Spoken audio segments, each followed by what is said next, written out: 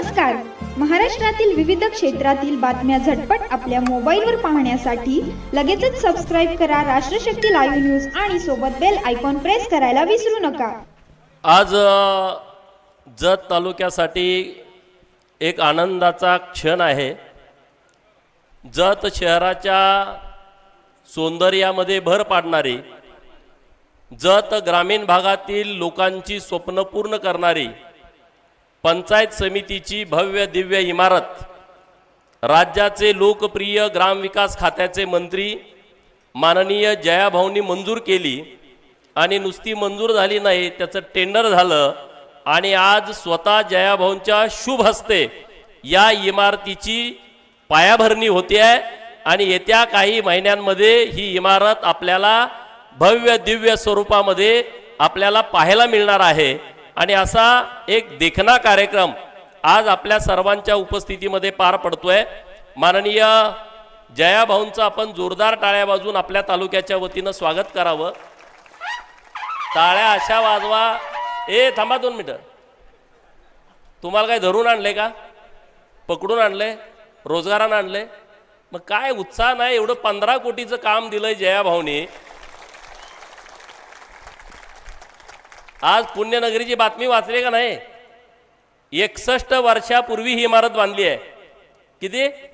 61. आणि 61 वर्षानंतर हा आजचा दिवस आहे. मग आपल्याला आनंद कसला पाहिजे? जयाभाऊंचं मनपूर्वक आभार व्यक्त करा की जतसाठी त्यांनी 15 कोटीची पंचायत समितीची इमारत दिली आहे. इतक्या जोरात टाळ्या वाजवा की पुढे अजून आपल्याला पैसे मागायचे आहेत याच कार्यक्रमामध्ये. आणि जयाभाऊंनी या राज्यामध्ये जे काम केलंय, देवाभाऊ आणि जयाभाऊ 30 लाख लोकांना घरकुल मंजूर केलेले आहेत या एका वर्षामध्ये. 30 लाख लोकांना. काल परवा पाऊस झाला, स्टील कॉलनीमध्ये मी भेटायला गेलतो. सगळे पत्रे उडून गेले लोकांचे, ज्यांना स्वतःचं पक्क घर नाही. खाली जमीन आणि वर आभाळ. जमीन हंतरायला आणि आभाळ पांघरायला ज्यांना आहे त्यांना घराची किंमत आहे. जयाभाऊ, तुम्हाला इतके आशीर्वाद मिळणार आहेत या महाराष्ट्रातल्या 30 लाख लोकांचे. आणि त्यातली 10,000 लोक तर माझ्या जत तालुक्यातलीच आहेत. 10,000 घरकुलं तुम्ही मंजूर करून दिलेले आहेत. आता वेळ कमी आहे, सगळं रेकॉर्ड आहे आमच्याकडं. आमची पंचायत समिती आणि जिल्हा परिषद पण खूप चांगल्या पद्धतीनं काम करते आहे. त्या सगळ्या लोकांना पहिला हप्ता देऊन टाकला आहे. काही लोकांची घरं पूर्ण झालेत, काही लोकांची घरं आता लेंटल पर्यंत आलेले आहेत, काहींची पायाभरणी झालेली आहे. 10,000 लोकांना एकदा घर कधी मिळालं होतं का सांगा तुम्ही? सरपंच आहेत बरेच इथं आपले, अनेक सिनियर लोक आहेत. आमचं जेवढं वय आहे तेवढं काम केलंय राजकारणात अशी लोक माझ्या समोर बसलेले आहेत. एका गावात 200, 300, 400 घरकुलं मंजूर केलेले आहेत. हे देवाभाऊ आणि जयाभाऊ आणि वर नरेंद्र मोदी साहेब आणि शिवराज सिंग चौहान साहेब यांच्या माध्यमातून हे घडलंय. मित्रांनो, कालच साताऱ्यामध्ये कार्यक्रम झाला, आपण सगळ्यांनी टीव्हीवरती बघितला. 5 लाख घरं बांधून पण पूर्ण झाली. त्याच्यासाठी धन्यवाद आपण जयाभाऊंना देऊया. आणि भाऊ, हे काम खूप मोठं आहे. तुमच्या आयुष्याला आशीर्वाद पुरेल इतके आशीर्वाद आपल्या लोकांचे मिळतील. कारण घर बांधणं हे प्रत्येकाचं स्वप्न असतं, प्रत्येकाचं स्वप्न असतं, पण सगळ्यालाच ते पूर्ण होत नाही. अनेक लोक आहेत त्यांना जागा नाही. ज्यांना जागा नाही त्यांना तुम्ही सरकारची जागा द्यायचा निर्णय घेतला.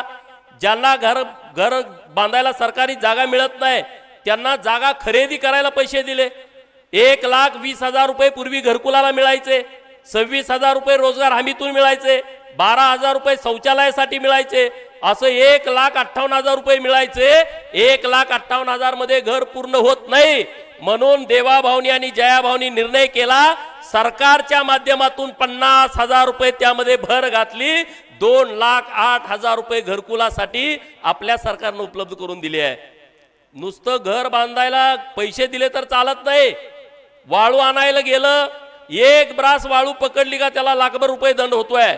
तलाठी अण्णासाहेब तुम्हाला सगळे माहित आहेत, गाडी दिसली का पकडणार. भीक नको पण कुत्रावर, अशी घरकुलाच्या बाबतची वेळ लोकांच्या वरती आली होती. आपल्या सरकारनं 5 ब्रास परत त्यामध्ये मोफत वाळू देण्याचा क्रांतिकारी निर्णय घेतलाय. इथपर्यंत आपलं सरकार थांबलं नाही जयाभाऊंचं, देवाभाऊंचं. त्या घरकुलवाल्यांना सोलार पॅनेल फ्री, म्हणजे त्याला लाईट बिल पण येणार नाही आणि 24 तास त्याला लाईट मिळेल, असं काम जयाभाऊंनी केलंय. त्यामुळे त्यांना खूप आशीर्वाद. योजना त्यांच्या खूप आहेत, पण एकच योजनेवरती मी बोलतो. भाऊ 10,000 घरकुलं आमच्या तालुक्यात सगळीकडे कामं चालू आहेत आणि आमची यंत्रणा पण जोरात काम करते. सदाभाऊ उपस्थित आहेत. सदाभाऊला मी काय त्यांना आमदार म्हणून बोलवलं नाही, माझे मित्र म्हणून बोलवलं नाही. जत तालुक्याची वकिली बिना पैशात करण्याच्यासाठी तुम्हाला बोलावलंय. तुम्ही फक्त जतच बोलायचं, तुम्ही स्वतःचं काही बोलायचं नाही. कारण ते जयाभाऊंचे खास मित्र आहेत. ते वारंवार विकासाच्या दृष्टिकोनातून नेहमी बोलत असतात. आमचे नगराध्यक्ष आरडी साहेब, आमच्या सभापती अर्चनाताई पाटील, उपसभापती रवींद्र बगली साहेब, जाधव साहेब आपले अतिरिक्त सीओ साहेब, खूप चांगलं काम त्यांचं आहे. त्यांच्यासाठी पण जोरदार टाळ्या वाजवा. ॲडिशनल सीओ शिंदे साहेब इथं आहेत. आपले धानोरकर साहेब तहसीलदार आहेत. आपले राठोड साहेब आहेत. उपनगराध्यक्ष विक्रमदादा आहेत. आकारामदादा आहेत. नामत काका आहेत. सगळी व्यासपीठावरचे जिल्हा परिषद सदस्य, पंचायत समितीचे सदस्य, सगळी मंडळी इथं उपस्थित आहेत. आणि तुम्ही सगळेजण, खरं तर टायमिंग आम्ही तुम्हाला द्यायला चुकलो. कोण 12ला आलंय, कोण 1ला आलंय, कोण 2ला आलंय. सगळे तुम्ही उपस्थित आहात, पत्रकार मित्र आहेत. भाऊ जत तालुका तुमचा खरंच ऋणी आहे. कारण जत तालुक्यात देवभूमी तुमच्यामुळं ते झालंय पुस्तक तयार. देवभूमीची मी लक्षवेधी सभागृहात मांडली. त्या अधिकाऱ्यांना नेमकं कळणच कोणाकडे पाठवायची, कुठल्या खात्याकडे पाठवायची, याचं उत्तर कोणी द्यायचं. जयाभाऊ म्हणले मी याचं उत्तर देणार. आणि त्यांनी उत्तर आपल्या सभागृहामध्ये नागपूरमध्ये दिलं. होय, जतला देवभूमी करण्याच्या दृष्टिकोनातून आमचं सरकार प्रयत्न करणार, असा शब्द भाऊनी आपल्याला तिथं सभागृहामध्ये दिलाय. आणि आता भाऊ मी मंगळवारी येतोय तुमच्याकडं हे पुस्तक आणि पत्र घेऊन. तुम्ही आणि बावनकुळे साहेबांनी बैठक लावून, आम्हाला काय दुसरं काही करायचं नाही, नाव बदलायचं नाही, काय नाही. जतच्या अगोदर देवभूमी जत ही सरकारनं अधिकृतपणे घोषणा करावी, अशी आमच्या सगळ्यांच्या वतीनं विनंती आहे ना. सगळ्याला मान्य आहे? हात वर करून सांगा देवभूमी जत. कारण त्यातल्या 8 मंदिरांना जयाभाऊनीच तीर्थक्षेत्र बचा दर्जा दिलाय आणि फंड पण दिलाय. धन्यवाद भाऊंचं की 5 लाख रुपयाचा निधी मिळायचा मुश्किल आहे आमच्या मंदिरांना. तुम्ही तर 5-5 कोटी रुपये द्यायला लागलाय. आणि ही मंदिरं अशी आहेत की जिथं लाखो लोक येतात. एक पण यात आम्ही चुकीची मागणी केलेली नाही. 1 लाखापासून 20 लाखापर्यंत भाविक येणारी मंदिरं जतमध्ये आहेत. अशी 36 मंदिरं आहेत. आणि त्या मंदिराचं डेव्हलपमेंट करायचं सगळं जबाबदारी जयभाऊंच्या खात्याकडे आहे. आणि त्यामुळं राहिलेले पण प्रस्ताव आम्ही तयार करणार आहे. 5 मंदिरं फक्त आमची वन विभागाच्या जागेमध्ये आहेत. त्याला काही तुमच्याकडून निधी देता येणार नाही. आणि म्हणून आम्ही मंगळवारी वन मंत्री महोदयांच्याकडे त्याची पण वेगळी बैठक लावलेली आहे. त्यांच्याकडून आम्ही त्याबाबतचा निधी आणून घेतोय. तालुक्यामध्ये ग्रामपंचायतच्या इमारतीला मागच्या वेळेस तुम्ही आम्हाला 5 ग्रामपंचायतीला मान्यता दिली. आता आमची एक 10 ग्रामपंचायती अशा आहेत की त्यांना इमारतच नाही. काही ग्रामपंचायतीच्या इमारती आहेत, त्यांना दुरुस्ती करण्याची आवश्यकता आहे. भाऊ तालुक्यामध्ये इतकं टॅलेंट आहे. जिल्ह्यामध्ये जेवढ्या खेळाच्या स्पर्धा होतात त्यातले 40% बक्षीस आमची जतचीच पोरं आणतात. 40% बक्षीस जतची पोरं आणतात. सलग आता 3ऱ्यांदा जनरल चॅम्पियनशिप ही जतकडेच आहे. चौथ्यांदा आहे बघा. हे सगळे शिक्षक आहेत. अजून क्रीडाच्या सुविधा वगैरे काहीच नाहीत. आज आम्ही सकाळी क्रीडाची बैठक घेतली. आम्ही आराखडा तयार करतोय आता. आज सगळी ती जागा मोजून वगैरे आम्ही सगळी घेतली. तहसीलदार साहेब, क्रीडा अधिकारी आम्ही सगळे होतो. कुठलीही सुविधा नाही, पण पोरांच्या मध्ये मूळचं टॅलेंट आहे. मी तुम्हाला विश्वासानं सांगतो, या जिल्ह्यातली ग्रामीण भागातली सर्वात चांगली क्रीडा नगरी, क्रीडांगण, सगळ्या व्यवस्था आम्ही येत्या वर्षभराच्या आतमध्ये तुम्हाला तयार करून देऊ. मुलांच्यासाठी व्यवस्था तयार करून देऊ. नवोदय विद्यालय प्रत्येक जिल्ह्याला आहे. आपल्या जिल्ह्यात पण आहे. पलूसला 80 जागा तिथं असतात. या वर्षी 19 मुलं नुसत्या जतची सिलेक्ट झालेले आहेत. 19 मुलं. आणि त्यातली 13 मुलं ही जिल्हा परिषदच्या शाळेची आहेत, आपल्या शाळेची आहेत. इतकी मोठी क्षमता जत तालुक्यामध्ये आहे. 433 जिल्हा परिषदच्या शाळा आहेत. त्यापैकी 296 मराठी माध्यमाच्या आहेत, 129 कन्नड माध्यमांच्या आहेत आणि 8 उर्दू माध्यमांच्या शाळा आहेत. माझी विनंती भाऊ तुमच्याकडे आहे की 112 मराठी माध्यमाला शिक्षकाची पदं रिक्त आहेत. 104 कन्नड माध्यमांच्या शाळेची पदं रिक्त आहेत आणि उर्दू शाळेची 7, 223 पदं रिक्त आहेत. आपण आपल्या स्तरावरून योग्य आदेश देऊन जत तालुक्याला हे सगळे शिक्षक मिळावेत.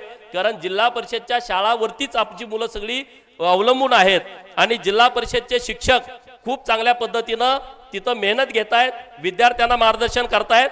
आमच्या उमराणीला 10वीचा वर्ग चालू केलाय जिल्हा परिषदचा, नामत काका इथं आहेत आणि 10वीची सगळीच्या सगळी मुलं एकदम मेरिटमध्ये पास झालेली आहेत. पहिल्यांदा 10वीची शाळा इथं चालू केलेली आहे आणि आता कुलाळवाडीचा पण प्रस्ताव आहे, अन्य गावांचा प्रस्ताव आहे. जिल्हा परिषदच्या शाळांमध्ये माध्यमिक शाळांचं शिक्षण हे खूप चांगल्या पद्धतीनं दिलं जात आहे.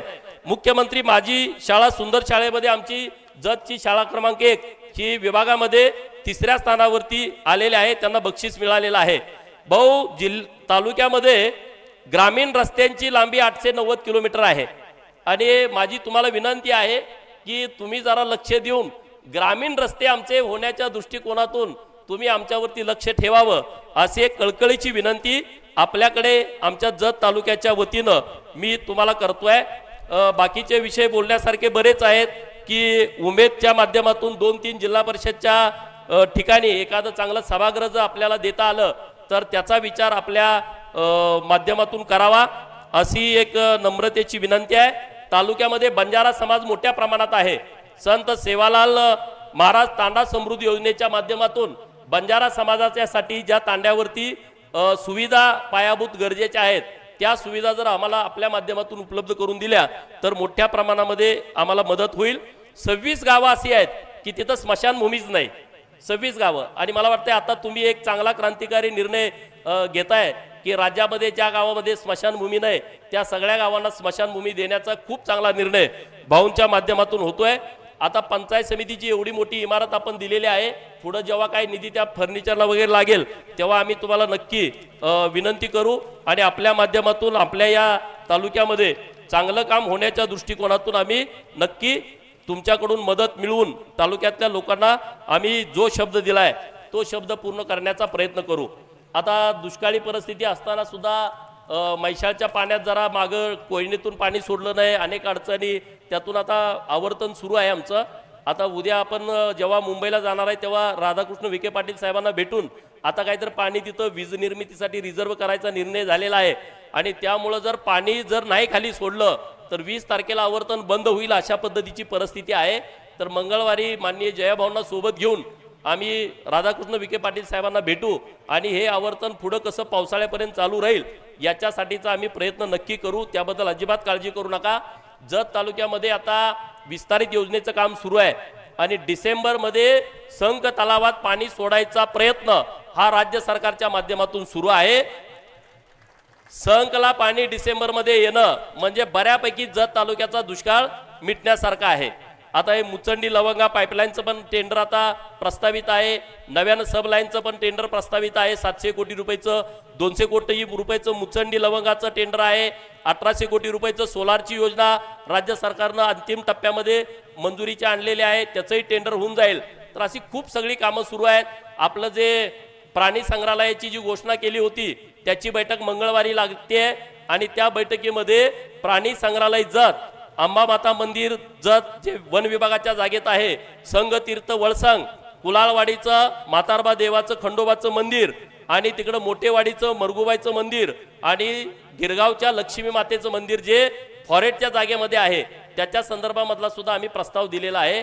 त्यामुळे ती सगळी कामं होऊन जातील, काही चिंता करू नका, काही काळजी करू नका. जत तालुक्यातल्या ज्या आमच्या शाळांच्या खोल्या आहेत भाऊ त्याच्या संदर्भात जिल्हा परिषदला जरा योग्य सूचना आपण द्याव्यात की खूप त्या शाळांची पडझड झालेली आहे आणि त्या शाळा नव्यानं उभा होण्याची आवश्यकता आहे. शाळांची काही दुरुस्ती पण गरजेची आहे. त्या शाळांच्या मध्ये सोयी सुविधा निर्माण होण्याच्या दृष्टिकोनातून जिल्हा परिषदच्या माध्यमातून पालकमंत्री आणि तुम्ही आम्हाला जर मदत केली तर चांगल्या पद्धतीनं जत तालुक्यामध्ये एक शाळांच्या बाबतीमध्ये सुद्धा एक व्यवस्थितपणे एक चांगलं नेटवर्क तयार होऊ शकतं, भौतिक सुविधा तयार होऊ शकतात. आता सरकारने एक दुसरा निर्णय केला की कामगार मंडळाकडून जे साहित्य वाटप केलं जातं हे अगोदर सगळ्या एजंट लोकांचा सुळसुळाट झाला होता, तर आता तिथल्या तिथे आमदारांनाच एक त्यांनी ऑफिस दिलेलं आहे आणि मग आता सगळे पत्रकार मित्र पण माझे येत आहेत. या सगळ्या कामगारांना जे साहित्य वाटप केलं जाईल 1 रुपया त्यांनी कुणाला द्यायचा नाही. त्यांच्याकडून कुणी पैसे घेतले असतील तर त्यांनी त्याचे पैसे परत घ्यावेत, ही माझी तुम्हाला नम्रतेची विनंती आहे. 1 रुपया पण तुम्ही कुणाला देऊ नका. आणि सुविधा खूप आहेत त्यातल्या. आणि मग ते 50-50 25% असं लोक मोठ्या प्रमाणात पैसे घेत आहेत. हे ऑफिसच त्यासाठी देवाभाऊनी चालू केलंय. प्रत्येक तालुक्याला 1 रुपयाचा भ्रष्टाचार होता कामा नये. आणि म्हणून काही मोजक्या साहित्य आम्ही भाऊंच्या हस्ते आज आम्ही प्रातिनिधिक स्वरूपात देणार आहे. 10,000 लोकांना साहित्य वाटप करायचं आहे. 1ली ते 7वी पर्यंत 2,500 रुपये त्या कामगारांच्या मुलांना मिळणार आहेत शाळेतल्या. 5,000 रुपये 8वी ते 10वीच्या, 11-12वीच्या 10,000, 10 ते 12वी शिकणाऱ्या 50% गुण प्राप्त झालेल्या मुलांना 10,000 रुपये. पदवी अभ्यासक्रमासाठी प्रतिवर्ष 20,000 रुपये. वैद्यकीय डॉक्टरकीला मिळालं का 1,00,000 रुपये. अभियांत्रिकीला इंजिनिअरिंगला मिळालं का 60,000 रुपये. शासन मान्य पदवी उत्तर पदविका जर घेतली तर 25,000 रुपये. जर मुलीचं लग्न ठरलं 51,000 रुपये. मुलीच्या लग्नाला 51,000 रुपये. कामगारांच्या पहिल्या विवाहाच्या खर्चापुरती 30,000 रुपये. प्रधानमंत्री श्रमयोगी मानधन योजना 4200 रुपये. जर नैसर्गिक प्रस्तुती झाली 15,000 रुपये. शस्त्रक्रिया करून प्रस्तुती झाली 20,000 रुपये. गंभीर आजार झाला 1,00,000 रुपये. 75% आपण हे सगळ्या योजना आहेत. मी सगळ्या सांगत नाही. लोक 50-50 घेत आहेत या लोकांच्याकडून. घर बांधायला 2,00,000 रुपये कामगार खातं देत आहे. 1 रुपया. बाकीच्या ठिकाणी काय व्हायचं होऊ द्या. जत तालुक्यामध्ये कुणी 1 रुपया कुणाला द्यायचा नाही. कुणी एजंटनी पैसे घ्यायचे नाहीत. आणि एजंटनं पैसे घेतले असते तर ते सगळे पैसे तुम्ही परत त्यांच्याकडून घ्यायचे. दुसरा एक विषय आहे. सगळे सरपंच आहेत. एक आपण ट्रेनिंग देणार आहोत. गावात जे बेरोजगार पोरं आहेत त्या पोरांना गावातच ट्रेनिंग द्यायला ही संस्था येणार आहे. त्या मुलांच्या शिक्षणाच्या नुसार त्यांना ट्रेनिंग दिलं जाईल. ट्रेनिंग देताना पण त्यांना भत्ता मिळेल आणि त्यांना योग्य 30,000 पासून पुढच्या पगाराची नोकरी देण्याची व्यवस्था ही आपल्या सरकारच्या माध्यमातून केली जाणार आहे. ती लोक तुम्हाला कॉन्टॅक्ट करतील. ते आज मी त्यांना इथं बोलवलंय पण वेळेअभावी तुमच्या समोर इतका वेळ बोलता येणार नाही. त्यांचा आम्ही नंबर देतो सगळ्या सरपंचांना, पंचायत समिती सदस्यांना, जिल्हा परिषद सदस्यांना. तुमच्या गावात सगळ्या ठिकाणी ट्रेनिंग तुम्ही तयार करून घ्या. भाऊ तुमचं आम्हाला खूप चांगलं मदत आहे.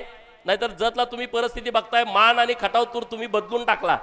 तुम्ही भाऊनी शपथच घेतली होती डोक्याला पेटा बांधणार नाही जोपर्यंत मान खटावला पाणी येणार नाही. आणि त्यांनी त्या बोलल्याप्रमाणे सगळं करून टाकलं. मान खटावला पूर्ण सुजलाम सुफलाम केलं. आणि आता मला जतला सुजलाम सुफलाम करण्यासाठी जयाभाऊंची खूप सारी मदत आहे. आणि त्यामुळे तुम्ही निश्चिंत राहा. विधानसभेला आम्ही जो शब्द तुम्हाला दिलाय तो शब्द आम्ही पूर्ण करणार. भाऊंच्याकडे एवढं मोठं खातं आहे. अंगणवाडी ताईंचं काम भाऊंच्याकडंच, शिक्षकांचं काम भाऊंच्याकडंच, ग्रामसेवकांचं काम भाऊंच्याकडंच, उमेदचं सगळं बचत गटाच्या सगळ्या महिलांचं खातं भाऊंच्याकडंच. म्हणजे कुठलं लागल ते सगळं भाऊंच्याकडंच आहे. ग्रामपंचायत इमारत लागली भाऊंच्याकडं, स्मशानभूमी लागली भाऊंच्याकडं, रस्ता लागला, पेविंग लागलं, काही ते ग्रामविकास खात्याकडेच संबंधित आहे. आणि आपला तालुका इतका मोठा आहे.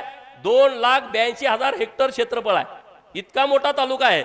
म्हणजे 90 किलोमीटर कुंभारीपासून सुरुवात झाली गिरगावला जायला तर 90-100 किलोमीटर लागते. माझं गाव झरे शेवटचं गाव आहे तुमच्या मतदारसंघाला लागून. तिथून सांगली 95 किलोमीटर आहे.